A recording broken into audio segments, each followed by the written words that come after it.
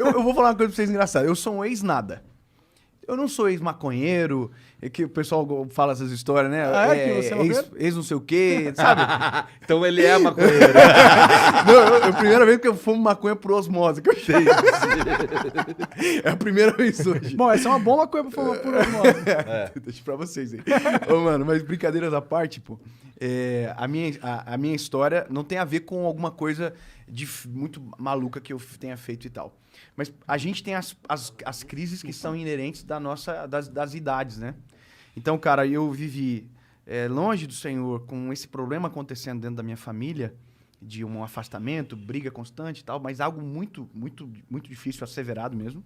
E aí, como é coisa dos meus pais, vida do meu pai, eu não vou falar, né? Claro. Mas, em resumo, meu pai teve uma quebra financeira muito grande. Tentaram matar o meu pai. Cara, pesadíssimo, assim. Pra nossa família foi muito difícil. Meu pai ficou desaparecido durante um tempo. Foi muito pesado para nossa família como um todo. Engraçado que, quando eu tava lá imerso na história, eu não via a magnitude do que estava acontecendo. Eu não tinha noção, porque eu era um garoto. Né? E eu também não via o nível de maldade das pessoas. A gente recebia ligação nesse período que meu pai estava afastado, assim, desaparecido, dizendo que meu pai estava morto, que tinha encontrado meu pai em tal lugar amarrado. E tudo trote, cara. Caralho. Na época não tinha parado de identificador de chamada, né? Então, tudo isso gerou consequências dentro da nossa família. Então, além do meu afastamento, a minha formação de caráter também ficou extremamente corrompida.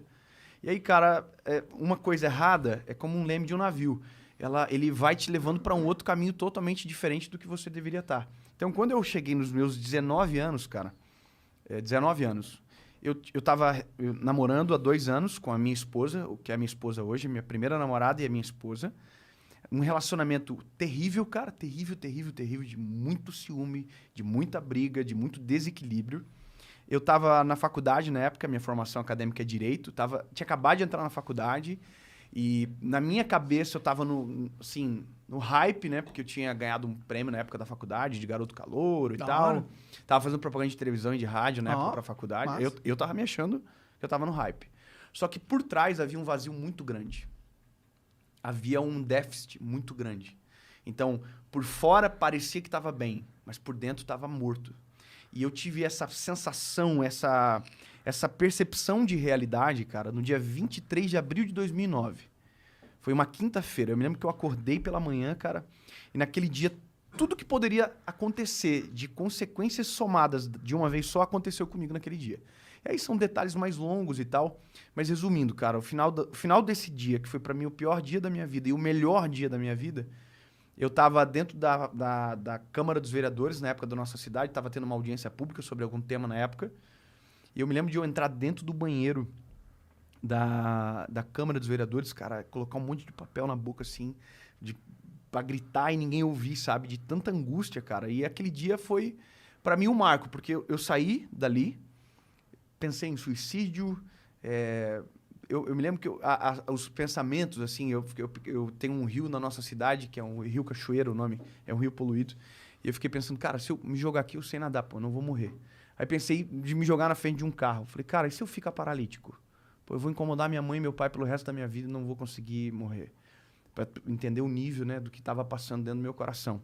E aí, cara, naquele dia, eu procurei 2 coisas. Eu procurei um irmão da igreja que passava por mim quando eu ia pro colégio.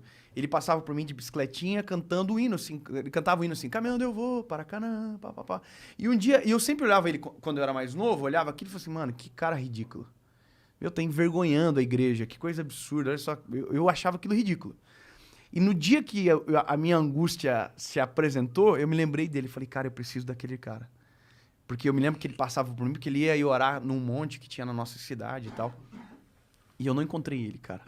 Não encontrei ele. E eu sabe quando tu fica na rua andando assim, bem devagarzinho, pra tu ver se tu encontra o cara naquele trajeto, que é o trajeto normal? Não encontrei ele. E aí procurei a segunda coisa, uma igreja. Que foi a igreja que eu me criei na minha infância. É uma igreja de esquina na nossa cidade, assim. E eu fui ver se ela estava aberta pra ver se tinha algum pastor dentro pra conversar comigo. Cara, a igreja tava trancada. Não tinha ninguém. Tava fechada, mano.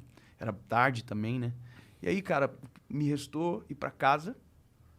E entrar no meu quarto, fechar a porta. Na verdade, não tinha porta. A nossa casa não tinha porta no meu quarto. Eu fui pro canto da cama, assim, bem no cantinho onde não dava pra ver da porta. Eu dobrei meu joelho e comecei a falar com Deus, cara. A oração mais sincera que eu fiz na minha vida. Sabe? Porque a oração, ela, às vezes, é uma... A gente tenta impressionar, parece Deus. A gente tenta rebuscar as palavras, como se, né? Cara, foi a oração mais simples da minha vida. Foi a oração mais verdadeira. Eu nunca chorei tanto, acho, na minha vida como naquele dia. E eu disse uma coisa pro Senhor. Eu falei, Deus, se o Senhor existe, se o Senhor é real, e se o Senhor tem um plano comigo realmente, que eu ouvia na minha infância, eu preciso que o Senhor entre na minha vida e o Senhor mude a minha história. Hoje, eu preciso que o Senhor fale comigo. E, cara, eu fiquei naquele cenário ali, orando e tal, e aí me lembrei de uma Bíblia que não ficava no meu quarto, que era uma Bíblia que era do meu avô, que meu avô havia falecido e ficado para a nossa família. Eu peguei, fui lá no quarto da minha mãe, busquei a Bíblia, voltei pro meu quarto, e aí, cara, dobrei o joelho de novo e falei, Jesus, eu já ouvi pessoas dizendo que isso pode acontecer, então eu quero que o Senhor faça comigo, se o Senhor fale comigo. Aí eu peguei a Bíblia e abri. E abri em Salmo 116. Nunca tinha lido, nunca tinha aberto aquele texto, estava assim, ama o Senhor, porque Ele ouviu a minha voz e a minha súplica, porque inclinou para mim os seus ouvidos, porquanto invocá-lo enquanto viver. Cordéis da morte me cercaram, angústias do inferno se apoderaram de mim. Encontrei angústia e tristeza e disse, ó Senhor, livra minha alma. Bom é o Senhor, justo Ele é, Ele salva. Cara, era a minha história. Eu clamei ao Senhor, os cordéis da morte me cercaram, eu tive muita angústia. E aí eu comecei a chorar e falar, Jesus, o Senhor é real e tal, mas eu preciso que o Senhor fale comigo de novo. Eu preciso, Senhor, eu estou desesperado, fala comigo de novo. Abri. Isaías 60, levanta-te e resplandece, porque já vem a tua luz e a glória do Senhor vai nascendo sobre ti.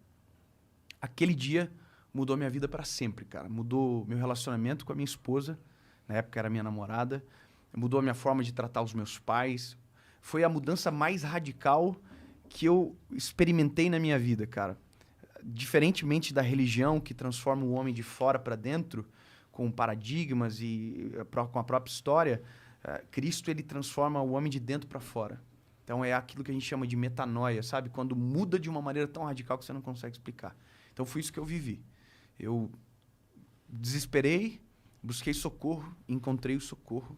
E a partir daquele dia, cara, eu fiquei tão incendiado por isso, e por isso que eu me tornei talvez um pregador do evangelho, porque a minha vontade era que todo mundo conhecesse aquilo.